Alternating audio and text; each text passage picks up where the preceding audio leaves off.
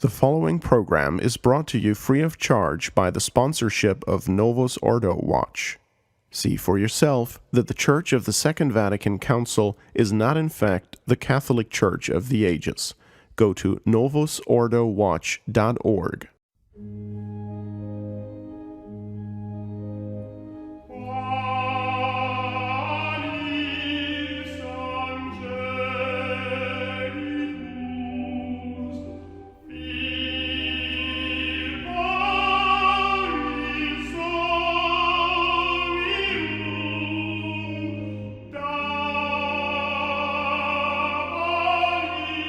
We are going on to our next document. For those of you who have been listening, those of you who are joining us in progress, continuing to watch, the number of live listeners is increasing. So there are some people who are joining us now. You are listening to Restoration Radio. Our topic today is the Second Vatican Council. The next document that we are going to be talking about is the infamous and often most polemicized document, Dignitatis Humanae. Nicholas.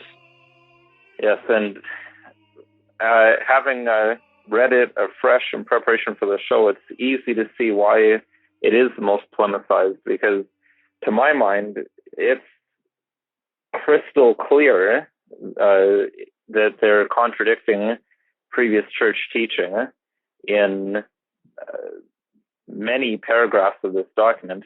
And perhaps that's why we got all the way up to 70 church fathers rather than 5 who were unwilling to sign off on it. Dignitatis Humanae, of course, was promulgated on December the 7th, 1965, and the vote was 2,308 to 70. Now, before we launch into some of the specific passages that I'd like to discuss with you, my Lord, I think it would be worth it for our listeners if we could talk briefly about what sort of authority is to be placed on the syllabus of errors of Pope Pius IX and Mirari votes of Pope Gregory the 16th.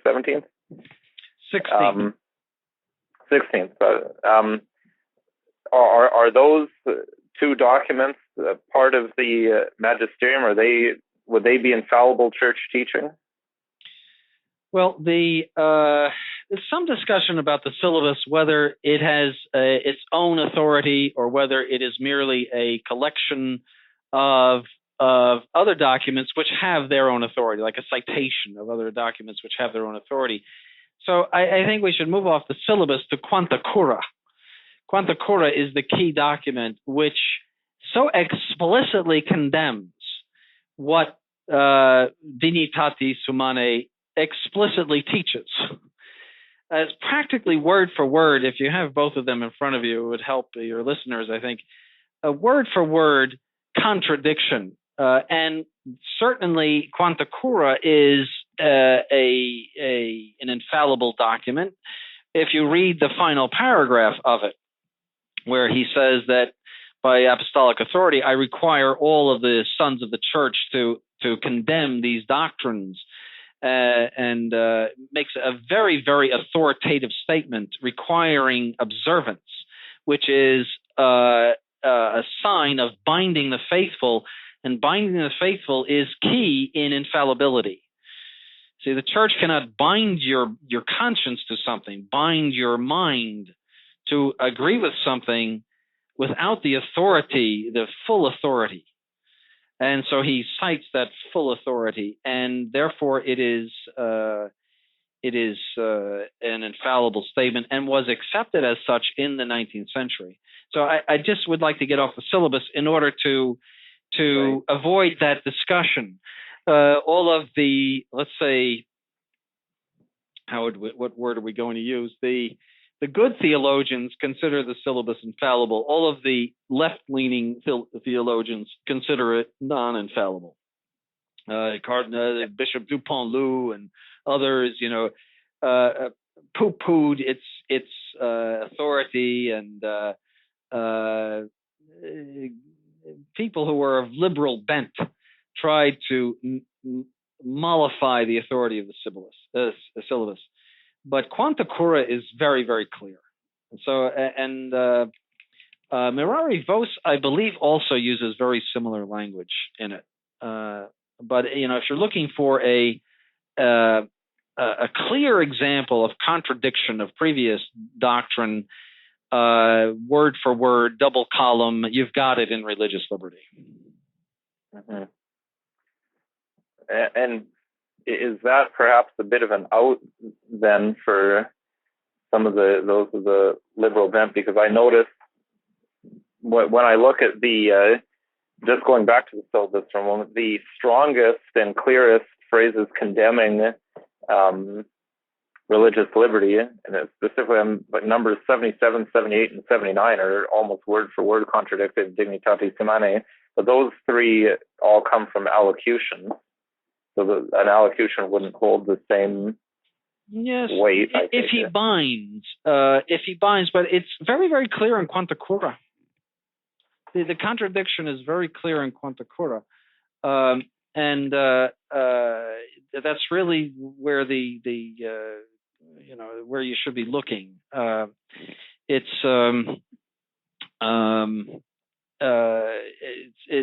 is certainly the clearest contradiction. I think that the clearest heresy is in ecumenism, but the clearest contradiction is here. Right. I have it. Let's see. This is Quanta Cura. This is Pius IX. As a consequence of this absolutely false idea of social government, they do not hesitate to favor that erroneous opinion, most fatal to the Catholic Church and to the salvation of souls, which our predecessor of happy memory, Gregory XVI, called a delirium, namely that the liberty of conscience and of forms of worship is a right proper to every man, that it must be proclaimed in every well-established state, and that the citizens have a right to full freedom to manifest their opinions loudly and publicly, whatever these may be, by word, by printing, or otherwise. And then in Dignitatis Humanae, this Vatican Synod declares that the human person has a right to religious freedom. This freedom means that all men are to be immune from coercion on the part of individuals or of social groups, and of any human power in such wise that in matters religious no one is to be forced to act in a manner contrary to his own beliefs. Nor is anyone to be restrained from acting in accordance with his own beliefs, whether privately or publicly, whether alone or in association with others. A little farther on it says, religious bodies also have the right not to be hindered in their public teaching and witness to their faith, whether by the spoken or by the written word. There is a very, very clear contradiction. Pius IX says in that same document, and there will never be lacking men who will dare to resist the truth and put their confidence in the verbiage of human wisdom, an extremely harmful vanity that Christian faith and wisdom must carefully avoid in accordance with the teaching of our Lord himself. So he is citing Revelation there, in accordance with the teaching of our Lord himself. So he is elevating this to a heresy by saying that if it's contrary to the teaching of our Lord himself, obviously you have heresy there. So and then Pius IX is very, very clear at the end of that document about the necessity to adhere to what he's saying and to condemn what he is condemning. And just for our listeners, the citations for the two things that Your Lordship just quoted from Quanta Cura, readers can look at section 3, and it's the second paragraph into that section. I'm just looking at the version of Quanta Cura on papalencyclicals.net. That's where there's the quote from Quanta Cura, which quotes the passage from Mirari Vos that I was going to reference that very clearly condemns this idea of religious liberty. And then the quote from the Second Vatican Council, where they declare that the human person has the right to religious freedom, that's number 2, or section 2, on the version that I'm looking at from the Vatican website. Now, at the end of that first paragraph, where the Church mentions, or the Council Fathers, they say, whether privately or publicly, whether alone or in association with others, but then they add in, within due limits. seems to me they're trying to put a bit of an escape hatch for themselves there, but I would say, because I think Osama out. bin Laden and his associates were acting in accordance with their religious beliefs on September 11th, 2001. Now, why are they exempt from this right? Right. I mean, they would cite religion for what they did and for all of the other terrorism that those groups carry on. Why is that forbidden, according to this? Why don't they have a right to do that? Or why doesn't someone have a right to blaspheme the Virgin Mary in the name of religion, as many Protestants would, and as many artists? I remember there was a painting in Brooklyn, in the Brooklyn Museum, where they attached elephant dung to the Virgin Mary and to the image of the Virgin Mary. Why is that contrary to your religious rights? Why not? Right. Well, it seems to me the only, when they speak of due limits, it seems to me that the only due limit that they're willing to put on is, I see at the bottom of the third paragraph on the same section 2, is again reaffirming these rights, and if they provided that just public order be observed. So it seems that that's the only limit they're willing to put on it. Is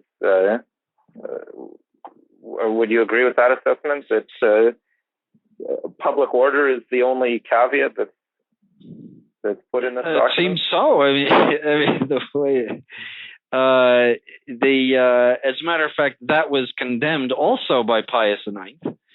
He says in Quanta Cura, furthermore, contrary to the teaching of Scripture, there he cites Revelation, of the Church, the teaching of the Church, and of the Holy Fathers, they do not fear to affirm that, quote, the best government is that in which there is not conceded to the authorities the duty of curbing the violators of the Catholic religion with the sanction of penalties, except when public tranquility demands it. That is already in Quanta Cura. So they have lifted, I mean, you have to say that they went into Quanta Cura and practically lifted. They didn't have cut and paste at that time, but they practically did it and approved what Quanta Cura disapproved of. And this is what Pius IX says at the end of Quanta Cura. In consequence, all and each of the disordered opinions and doctrines recalled in detail in this letter, we reprove, proscribe, and condemn with our apostolic authority, and we will and ordain that all the sons of the Catholic Church hold them absolutely as reproved, proscribed, and condemned. Can he be more explicit? Mm-hmm. He cites his apostolic authority. This is an infallible condemnation of a false doctrine, and Vatican II teaches this false doctrine condemned by Pius IX solemnly. Right. And they take it even a step further later in the same section. Now, in the 5th paragraph I'm looking, there's a declaration there that freedom of the press is part of this freedom of religion. The inquiry is to be free, carried on with the aid of teaching, instruction, communication, and dialogue, in the course of which men explain to one another the truth they have discovered or think they have discovered, in order thus to assist one another in the quest for truth. And that seems to be a complete contradiction of the whole purpose of ever having a index of forbidden works. Yes. It again gives value to false religions, that they have a right to exist in God's eyes. Not only do they not have a right to exist, they don't exist, because there's only one true religion. They have no right to exist because they are false religions. They they represent God falsely, and therefore they are an abomination in God's sight as false religions. This is the traditional teaching of the Church. Everybody knows it. And to say that you have a right is something that is based in God. It is an appeal to God. When you say you have a right, it is a moral faculty given to you by God that no one can violate. No power can violate. Not even God himself, because it would be contrary to his essence to violate a right. And so these people have a right to to publish books and to speak against the Virgin Mary, to speak against the Trinity, to say blasphemous things about the Son of God and various other awful things that have to say that the Blessed Sacrament is only bread, to blaspheme Christ in the Blessed Sacrament, to blaspheme Christ the King, that they have a right to do all those things. Mm-hmm. I mean, this is it'd be like, that is worse than saying that they have a right to kill babies in their wombs.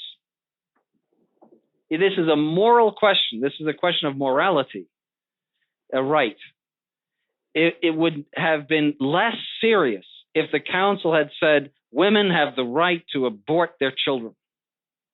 Because the promulgation of heresy, first, the very sin of heresy, is actually worse than murder or abortion. Right. And the promulgation of heresy, the organization of heresy, and of various other non-Catholic religions is far, far worse. It would be as if saying not only does a woman have a right to an abortion, but she has a right to set up abortion clinics and to carry on abortions and to organize in favor of abortion. It would have been less grave if they had said that. Right. And they'd even seem to say that she'd have the right to proselytize and tell other people that abortion is a good thing, because that seems to be, that's what I seem to be reading here when they're saying that they have the right to explain to one another the truth they've discovered or think that they've discovered. Right. And again, and then in a little bit later on, still in section 3, that there's it's the 5th paragraph or 4th paragraph. They're again saying the social nature of man, however, itself requires that he should give external expression to his internal acts of religion, that he should share with others in matters religious, that he should profess his religion in community. Mm-hmm. Yes. They can found seminaries and train clergy, and this interpretation. Well, this doesn't need interpretation, but if anybody has a doubt, if you look at the Helsinki agreements, the Helsinki Accords, the Vatican took part in those in the 1990s or 80s, maybe. And all of this is repeated. These rights of people to train their clergy and to set up churches and all. This is all part of the Helsinki Accord and went with the blessing of the Vatican. Now, was there some allowance for a toleration of false religions prior to Vatican II, though? And how, if so, how is that different than what we're looking at here? Yes, there is. Leo XIII said it. There is that in cases where it is necessary to avoid a greater evil or where a greater good might be accomplished, one may tolerate false religions. And so in order to avoid civil war, for example, that's the classic example given, one may tolerate false religions. But the object of toleration is an evil. Toleration is a suffering. You bear something. But whereas the object of a right is a good. So the moral heresy here is that you are giving a right to somebody, a civil right. And of course, if it's a civil right, it presupposes the moral right, because you could never have a civil right to do something that you don't have a moral right to. And they are saying that, and they even speak about the moral right, the right of each person to religious liberty, which is a moral right. That is a moral heresy. And don't forget, the church is infallible in teaching faith and morals. This is a moral heresy, and it is opening the door. It reminds me of the pit in the Apocalypse, opening the pit in the Apocalypse, giving the right to every sort of human aberration to spread itself all over the place, and where all of the filth pours out of the pit. It is opening that evil door with this key, and it's typically liberal. The idea being by the exchange of ideas and by everybody talking to each other, that man is going to follow the right path. that is so typical of liberals, that man will do the right thing. History has taught us that man will do the wrong thing.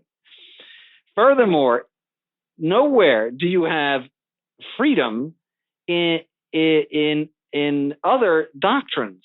For example, is there freedom of biology? When you go to medical school, are you free to embrace any kind of medicine you want, like voodoo medicine? Is there freedom of engineering? Is there freedom of mathematics?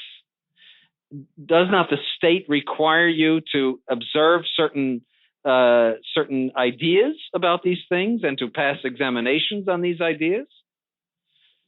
Of course, there's an orthodoxy in all of those lines of work. In science, in physics, in space physics, everything. There is an orthodoxy. And unless you conform to the orthodoxy, you cannot function.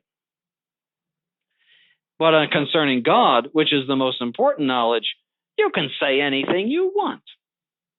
And as part of your human dignity, to be able to say anything you want and to preach it and to organize yourself based on it with other people.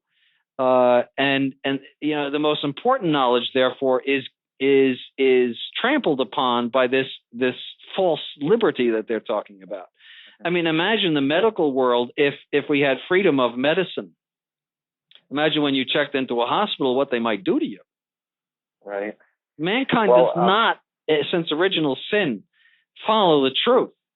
If he did, there would not have been a need for a church. The church is there to teach the truth and to draw men out of ignorance and to give human beings the right, not only the ability, but the right to promulgate whatever they please in matters religious. My God, you're just inviting the ruin of the human race. And that's what we've seen in the past 50 years. The ruin of the human race, particularly in those areas which were once Catholic. Absolutely. And we could talk about the dismantling of what confessional state still existed as, I mean, I don't think interpretation is needed of Dignitatis Humanae. I mean, it's right there in black and white, and it's only 10 pages. We only made it to page 3, and we were able to talk about as many contradictions as we were. So I encourage readers, if nothing else, to read that document because it's crystal clear and it's short and easy to see what's going on there. But we're out of time for this document, and we still have a bit. We still have one more document to discuss, and then some closing discussions. So I'm going to be handing us over back to Stephen. Just one last thing on this document, though. Just one last thing. This makes reference to Revelation as the source of this right. It says in paragraph 9, what is more, this doctrine of freedom has roots in divine revelation, and for this reason Christians are bound to respect it all the more conscientiously. That means it's part of their faith, which makes it heresy. To elevate that to the point of an object of faith makes it heresy. That's all I wanted to say. And I think we'll discuss. I think we're going to discuss the consequences after we've gone over all the documents. So I'll keep that in mind to bring up when we get there. Yes. Okay. And regretfully, Your Excellency, I should have set up a little heresy-o-meter at the beginning of the show today to see how many times you'd say the word heresy today, just so we'd have documentation of that. For those of you who are just joining us, I've continued to watch the live listener count build. So those of you who are coming late to Mass / the radio show here, you've been listening so far to Restoration Radio. I'm Stephen Heiner, together with my very able and erudite co-host, Nicholas Wansbutter, and Dr. Pierre Hugel, with His Excellency Bishop Donald Sanborn, answering questions without stopping. We are now to our final document. And Your Excellency, I want to reference, you and I did that interview back in 2009, and I'm sitting here in cold Kansas City, and I'm thinking how warm it is down there. And I remembered that one of your remedies, I think I had cited Bishop Tissier saying that he wanted the council to be erased, and you said, I want all of the documents to be burned in St. Peter's Square. Yes. And I remember telling that to Bishop Williamson, and he thought that was really funny. But I think that this document should be the first document burnt. Sacrosanctum Concilium, which is our last document for today. In fact, I would go so far as to say, just for good measure, all faithful Catholics should burn this document once a month, printing it out and then just ritualistically burning it. Nicholas has children. I think he should have his children light the fire under this. For those of us who grew up in the Novus Ordo Church, this document is a crime scene. It is rife with forensic evidence for things that I know now as the norm within the Novus Ordo Church, and things that I can't believe that Council Fathers signed off on. The level of disrespect towards the old liturgy, so-called old liturgy, towards the traditional Mass, the number of times the words active participation are used, sickening, and relates to the good work Father Cicada has done in his book about what the liturgical movement, the bad side that took over after Dom Granger, that started to talk about active participation in the modernist way that we understand it today with liturgical dance and hand clapping. Mm-hmm. So I mentioned in the pre-show discussion, rather like a mosquito at a nudist colony, I don't really know where to begin. But I think I would just ask the tone of the document in which the old forms are denigrated, disrespected, they're talked about as superstitious. This seems to be the elite notion of liturgy found its way into the council, because these are the terms that, all of the pre-conciliar Romano Guardini, those sorts of people who were innovating, they would have used terms like this. How did such language make it into this document? Well, through Bonini. Bonini wrote the document. Bonini is the classic liturgical monster. I mean, if you had to describe someone as a liturgical monster, he fits the bill entirely. And Father Cicada's book was so good describing all of that. There was, as I mentioned before, there was a hijacking of the wonderful liturgical movement that was started principally by Dom Guéranger, and where there was a greater interest in the sacred liturgy of the church. There was an improvement of, church music, publishing of missals, explanation of the Mass, a lot of books explaining the Mass. It was a wonderful movement, and Pius X capitalized on it a great deal and gave it encouragement, especially by his motu proprio on sacred music, which really cleaned up the music of the Catholic Church. It really had a great beginning. Then, the death of Pius X was a terrible thing that happened in 1914. I mean, we always think of World War I, but the worst thing that happened in 1914 was the death of Pius X, because that was the beginning of 3 weak pontificates in which all of the modernists who submerged in the pontificate of Pius X gradually emerged again, Roncalli being a very clear example of that, later John the 23rd. And all modernists, the coast was clear a little bit, at least on the level of, not to say that those popes were modernists, but they were soft on the modernists.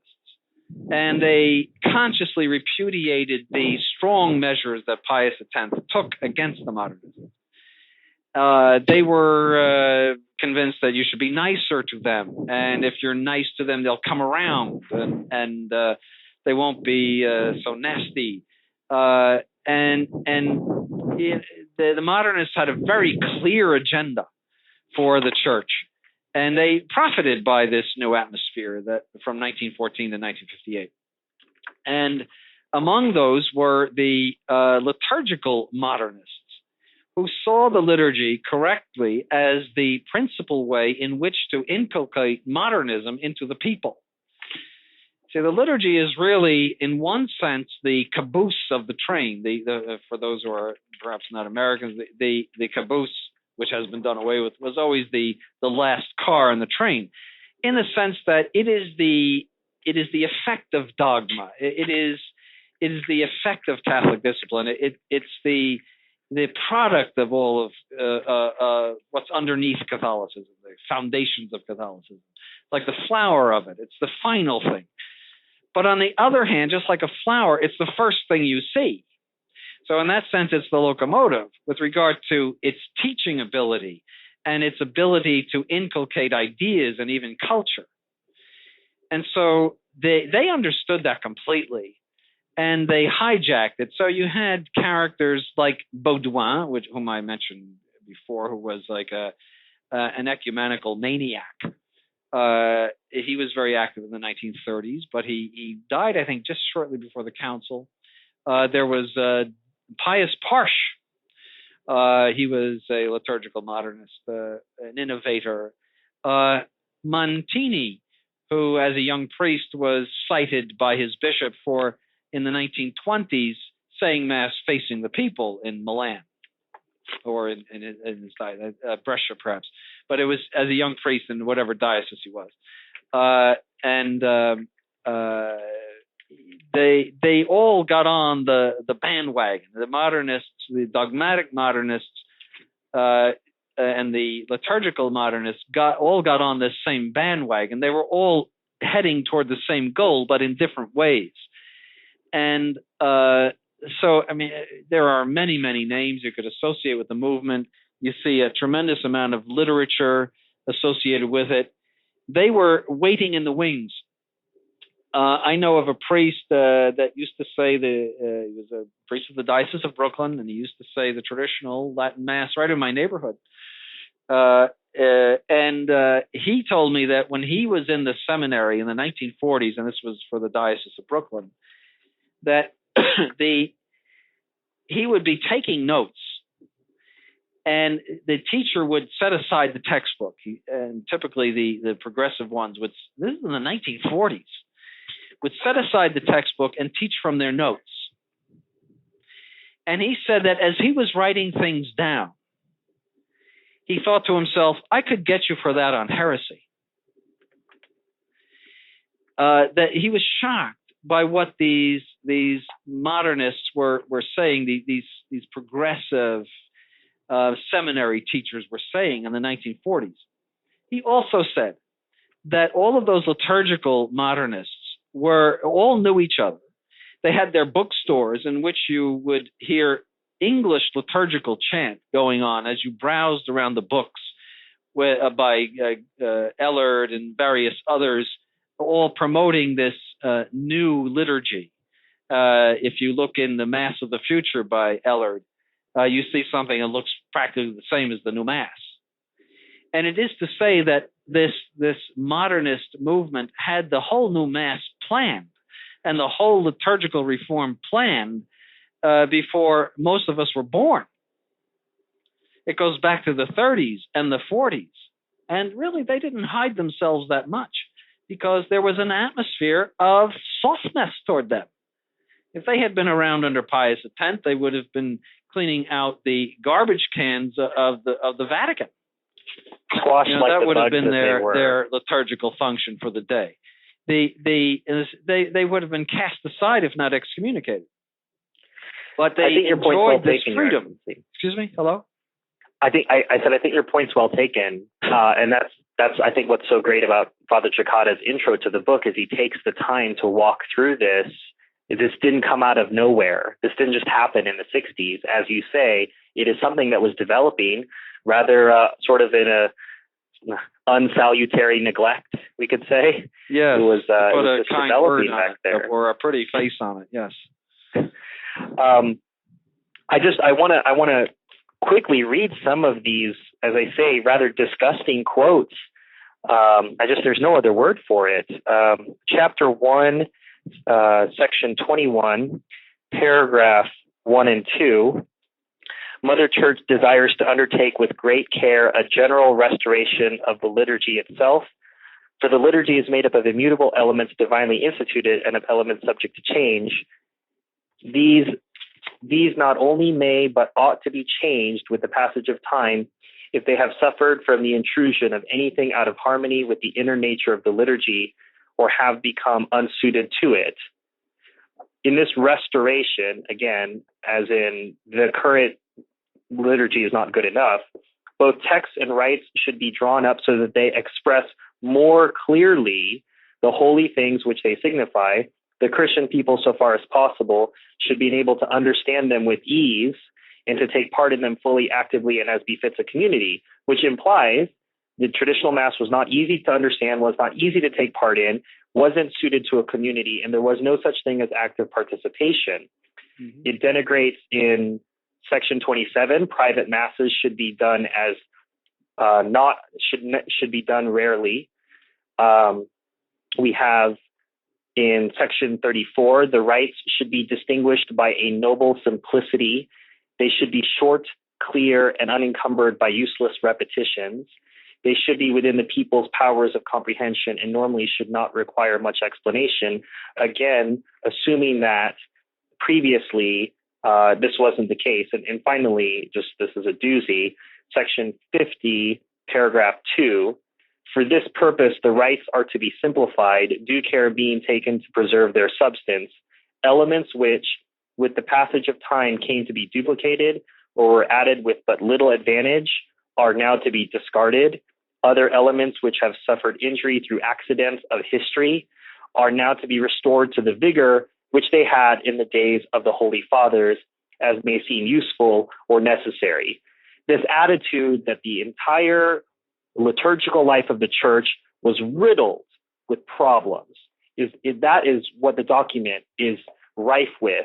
That this is, you would think from reading this that the Church was in incredible trouble in the 1960s liturgically, and that if there wasn't a severe turnaround right now, we were going to be in a lot of trouble. Yes, it is that same alarm that Gaudium and Spes gives, that modern man is, completely changed. He's like a man from Mars now, so we have to speak Martian. And it's this alarm that we must do something. And it's, of course, as we know, completely false. In that is a description of the traditional liturgy as a totally inadequate thing, as a totally, containing errors, implicit in what they're saying.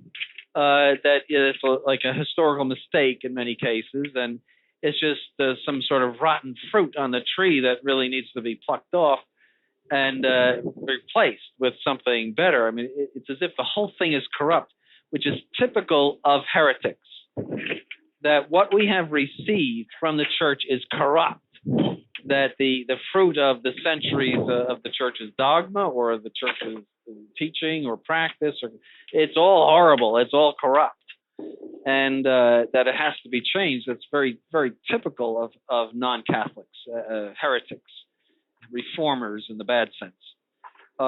They can make appeal to, they would, to Trent's elimination of certain sequences as being, just a little bit too much, and to a few little changes here and there. Clement VIII, for example, changed the epistles and gospels from the italic version into the Vulgate version. See, that's an improvement. And sure, it's the Vulgate is a much better translation of the original scriptures than the italic is. You still see the italic in the graduals, though. But Pius X made certain changes in the calendar. What feast we're going to celebrate today. So did Leo XIII. There were various little things done here and there as improvements. But this sweeping statement of Vatican II is to say that, the Mass we're saying today is just a complete wreck, which is a typical of a heretical reformer. And it's just not true. The Catholic Mass is not only is it a dogmatic jewel, but it is also an artistic jewel. It is, to see a beautifully celebrated solemn high Mass, for example. It's hardly anything on the face of the earth that compares to it, as far as homage to God and the beauty and grace of it.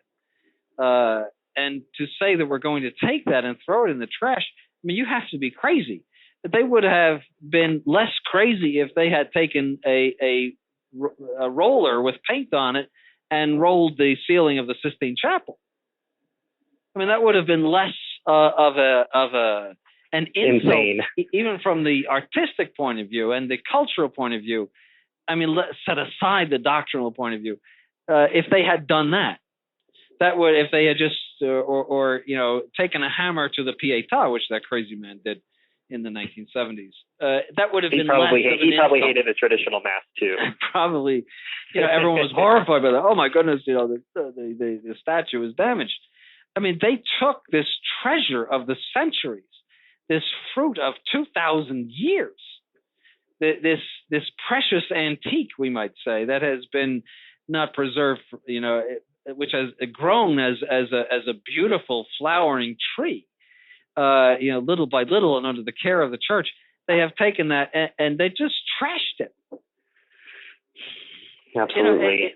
And replaced it with what? Something that is not even able to be stomached, and which has destroyed and greatly reduced, let's say, I won't say too much, it has very severely reduced mass attendance and has virtually destroyed mass attendance in the young people. Yes, I agree. I think all your points are well taken, and I think that my Novus Ordo, my conservative Novus Ordo friends are going to tell me that I failed to cite that within the text that Latin is to be given the pride of place, organ is to be given the pride of place, Gregorian chant is to be given the pride of place, the Mass is to be said in Latin. But you said earlier about the Vatican II sandwiches. If you read the document as a whole, it is overarchingly a liberal document. It is only by interventions from probably Archbishop Lefebvre or Cardinal Ottaviani that you get little sentences like Latin should retain pride of place. One sentence, entire paragraph on why we should use the vernacular. Yes. So we can cite. One must always remember that those documents are amalgams of a lot of contributories, and a lot of people throw in this, throw in that, and then they say, okay, we'll throw it in. And so you have to read those like that. There is, you can see a liberal and conservative movement in it. Absolutely. Well, what's the interpretation? The interpretation is the praxis after the council. Find me some. I mean, I lived through it. I lived through all of those sick masses. Like on the Feast of the Annunciation, we had a rock band in the seminary chapel singing Lady Madonna in honor of the Annunciation of Our Blessed Lady. Madonna, when it was a popular song at the time. I mean, just think about that. And that's when I said to myself, I have to get out of here. I mean, this is not my religion. This is not what I was raised in. I can't believe what I'm seeing and hearing. All long hair and the electric guitars and everything. Lady Madonna. And we're supposed to think of the Virgin Mary when they're singing this horrid, diabolical song. Well, that's the interpretation of Vatican II. I could definitely go on and on about how much I hate this particular document.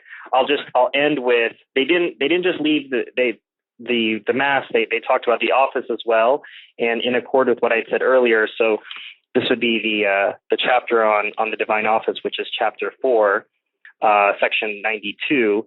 It says, readings from sacred scripture shall be arranged so that the riches of God's word may be easily accessible in more abundant measure. Readings excerpted from the works of the fathers shall be better selected. The accounts of martyrdom are to accord with the facts of history. To whatever extent may seem desirable, the hymns are to be restored to their original form, and whatever smacks of mythology or ill accords with Christian piety is to be removed or changed. That's your breviary, Your Excellency. You just have a bunch of mythology and ill-selected texts in the office that you say every day. Right. Too bad for you, huh? No, that means dump everything in the fathers that is against ecumenism, and there's plenty in there. That all has to be dumped. Any sort of criticism of any non-Catholic religion. Get rid of crime. the reason why they got rid of prime is because it had the martyrology, which is full of anti-ecumenical statements and doings of martyrs and people who were put to death by Mohammedans and various other or people who criticized like martyrs who spit at the idols. You see, we shouldn't do that. We should respect the idol worshippers and their idol worshiping religion. See, we shouldn't have done things like that. And who said things that were not very nice to these various persecutors. Prime had to be dumped for that reason, to get rid of the martyrology, and also this many actions of the saints that were anti-ecumenical, saints being put to death by Protestants and or by Indians or by various other people who we have to we can't offend now. So it had to be ecumenized and sanitized. That's really the point of all that. And then it also had to be modernized, because the modernists don't believe that God can do anything extraordinary, that he cannot perform a miracle. So therefore, every time there is anything miraculous in the history of a saint, oh, this can't be true. Oh, this is impossible. I mean, they go in with that attitude to even to verify whether it was done or not. And yes, it is possible that things creep in. The church never said that all of the readings in the breviary are necessarily infallible. There could be some historical errors in it. If you read comments on the breviary, Pius X himself removed a few things that were not historically accurate. But to make again this sweeping statement about the breviary as if it is just one complete like a collection of mythology and false statements, and it's of no use or good at all, and it needs to be totally revamped, is typical of those modernist and heretical reformers. We've got about 15 minutes left, Your Excellency, so we are going to go to the conclusion. I'm going to read the last ad for today's show sponsor, Novus Ordo Watch. Benedict XVI has contended that there is no break between Vatican II and Catholic tradition, but rather that there is continuity. What continuity? Before Vatican II, Pope Pius XII said that true reunion can only come about by the return of dissidents to the one true Church of Christ. After Vatican II, the post-conciliar church doesn't seek converts and sponsors interfaith meetings like Assisi, where false religions are viewed as valid. Before Vatican II, many popes condemned Freemasonry by name, and the lodge called the church its mortal enemy. Since Vatican II, which Masonry dubbed the Revolution of John XXIII, the new church has collaborated with the lodge. Examples like these abound. What's being pawned off as living tradition is not in continuity with the past, but stands in contradiction to it. Exposing these deceptions has been the ongoing mission of Novus Ordo Watch for the past decade to help the faithful in combating the counterfeit church. Fight the good fight by visiting and supporting novusordowatch.org. That's novusordowatch.org. And I'm going to hand the ball to Nicholas to lead us through our conclusions. Right. And so we've spent well over 2 hours discussing the various documents, and Stephen mentioned the heresiometer. Even without the meter, in my mind, it's clear that we've identified over the course of this program numerous passages that it's inescapable to say that they're heretical statements that were made. And it's also known, but perhaps worth mentioning, that this was over 2,000 bishops. Clearly that meets the test that Your Lordship mentioned at the beginning of the show about it being a reasonable representation of the whole of the church, presided over by the Pope. And at the beginning of each document, you've got the Pope Paul VI signing off on the documents. Again, saying Paul, Bishop, servant of the servants of God, and then in union with the fathers of the council ad perpetuum re memoriam, and then gives us the document. So it seems clearly it's an ecumenical council, and if you accept Paul VI and John the 23rd as valid popes, I mean, we'll go to what conclusion can be drawn? It seems to me, and I'll let Bishop Sanborn confirm this, because I'm sure he'll agree with me. It seems to me the only way that we're left out is we either say somehow this didn't come from the church, and this couldn't have been an ecumenical council, and for it not to be an ecumenical council, Paul VI couldn't have been a valid pontiff somehow, or we say, well, this is the teaching of the church, this is a valid pontiff, therefore this is the Catholic faith, and we have to give assent to it. Yes, that is the enormous problem when you are finished analyzing Vatican II the way we have, is what happened there. Well, first of all, let me read exactly what Paul VI says at the end of every one of these. He says, this is after every document of the council, each and every one of the things set forth in this decree has won the consent of the fathers. We, meaning Paul VI, too, by the apostolic authority conferred on us by Christ, join with the venerable fathers in approving, decreeing, and establishing these things in the Holy Spirit. And we direct that what has thus been enacted in synod be published to God's glory. I, Paul, Bishop of the Catholic Church. That's authoritative. So no one can possibly squirm out of the council by saying it was not authoritative. That is a promulgation by the authority of the church, assuming Paul VI was the authority of the church. Go ahead. I had another, maybe a related question. We were talking about how many heresies we'd in fact discovered in these documents over the last nearly 3 hours now. A question that springs to my mind, and it's an argument that has been given to me by many Novus Ordo conservatives. How come so many thousands of bishops failed to see these heresies? Why is it that almost all of them went along with such clear... That's a very interesting question. Bishop Williamson addressed that in one of his recent Kyrie eleisons, and I agree with what he said as one of the causes. And that is that Can you hear me? Yes, I can. Okay. Yep. And that is that the process of corrupting the Catholic faith has been so long and so gradual since really, I put it at the slapping of Boniface VIII in the face by one of the lieutenants of Philip the Fair. I think that is the beginning of it in the early 1300s, but certainly with the Renaissance. And of course the Reformation and then the Enlightenment did a tremendous amount of damage. And then all of the damage of the Freemasons in the 19th century, that this has been a constant pounding upon the minds of Catholics. The liberalization of Catholicism, the culture which is being constantly de-Catholicized, and where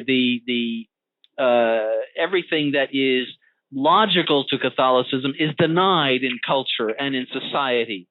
And so you grow up with this sort of dichotomy in your head of what is Catholic and what remains Catholic in the home, and then what you see in modern society, and what everybody's doing, what everybody's thinking. And yes, I think that caused a great deal of damage in the clergy ultimately, and there were a lot of liberals in the clergy. The other factor, I think, is the effect of modernism and I'd say the weakness of Benedict XV, Pius XI, and Pius XII in suppressing modernism. You had that was 1914 to 1958. Quite a few years there in which modernists were permitted to flourish, sad to say, and where they were appointed to high positions, even after they demonstrated themselves as modernists. Most of the liberal radical European bishops who were at Vatican II were Pius XII's bishops. I mean, in that sense, almost, you could say he's the remote author of this council. Not that he would have agreed with it or approved it. And indeed, he said things very much to the contrary. But by his weakness, he fanned the flames of all of this modernism at the council. So there's that people rose to positions of authority who were modernists or what we call modernizers, and that is, if not modernists, radicals themselves, they at least were leaning toward that. It's like when you see the electoral college maps today, you know, some states are deep blue, others are light blue. They were leaning toward that, but were in positions of authority. There were very few who were staunch in their Catholicism, sad to say, and a lot who were very, tainted. The other is that another cause of it is that the modernists came in, like Ratzinger and Küng and Rahner, came in with complete organization.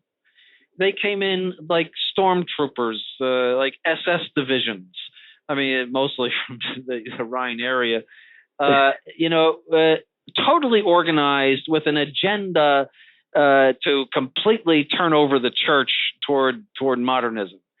And on the other side, you had the conservative, more or less conservative group of bishops, Cetus Internationalis Patrum, who were somewhat conservative but were disorganized and not really well formed. They were not staunch. They did not see the enemy.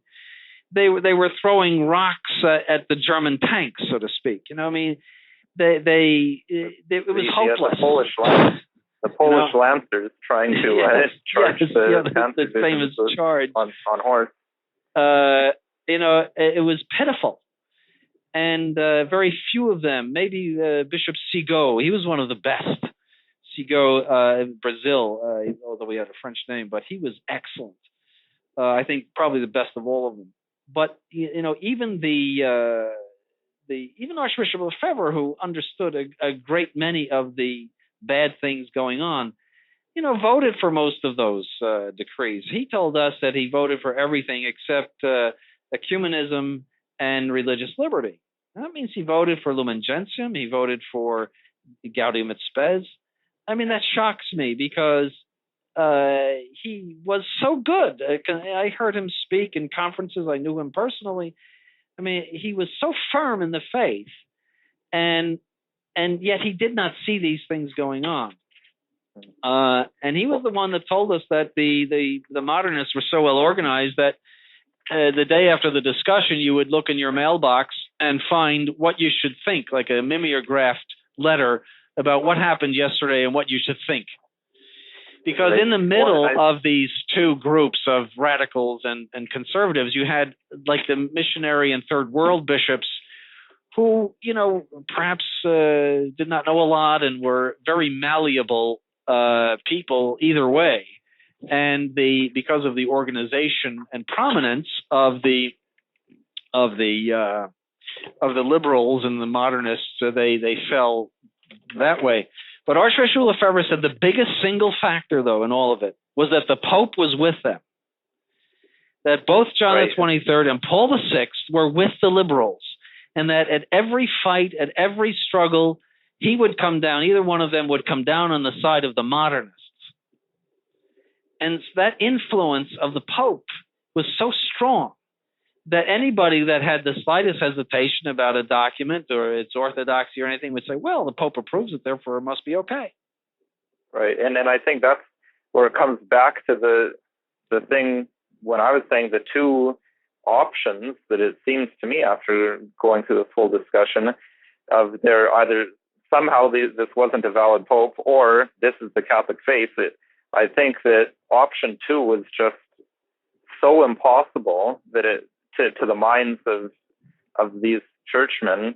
I mean, Archbishop Lefebvre, as we discussed in our last show on Archbishop Lefebvre, he was entertained the possibility quite a bit later on, but I'm sure at the time no one thought it was a possibility. But I think he thought it from the beginning, in my opinion. Oh, well, he said things in the 1970s which would lead you to believe that he was a sedevacantist. Right. Well, I'm referring to during the council itself, but unfortunately we're running right out of time. But I think to wrap it up, well, it would be no surprise where 3 out of the 4 of us would come down when I propose the 2 proposals, and I know listeners have considered myself as the token non-sedevacantist, but I mean, going through this, it's inescapable.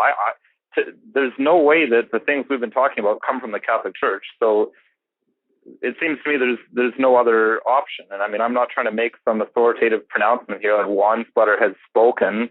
I mean, who cares what I think? But I think that's the conclusion that we're led to in this show. But I'll hand us back over to Stephen for the final wrap-up, because we've got about 1:30 left here. Well, first of all, thank you, Nicholas. And Your Excellency, we want to thank you for taking up, Saturday is sometimes a free day for clerics before the work day of Sunday. So not we really thank clerics. No, Saturday is very busy for us. I know you've got confirmation. So thank you so much for taking time out of your day, 3 hours to listen to us walk through these documents with you. We really appreciate not only your erudition, but your time and your patience with us. For those who enjoyed time with this bishop, next Saturday, Bishop Dolan will be joining us to talk about the Feast of Christ the King. That'll be at 11 a.m. Central Time next Saturday, and more details will, of course, follow on the website. You have been listening to Restoration Radio. Our theme today, the Second Vatican Council. I have been assisted by Nicholas Wansbutter and Dr. Pierre Huchel. And our guest of honor today has been Bishop Donald Sanborn, who's helped us walk through 6 council documents. Thank you, Your Excellency. This program was brought to you free of charge by the generous sponsorship of an anonymous donor in honor of Saints Thomas Aquinas and Teresa of Avila. Please keep this donor in your prayers. This program was brought to you free of charge by the sponsorship of Novus Ordo Watch. See for yourself that the Church of the Second Vatican Council is not in fact the Catholic Church of the ages. Go to novusordowatch.org.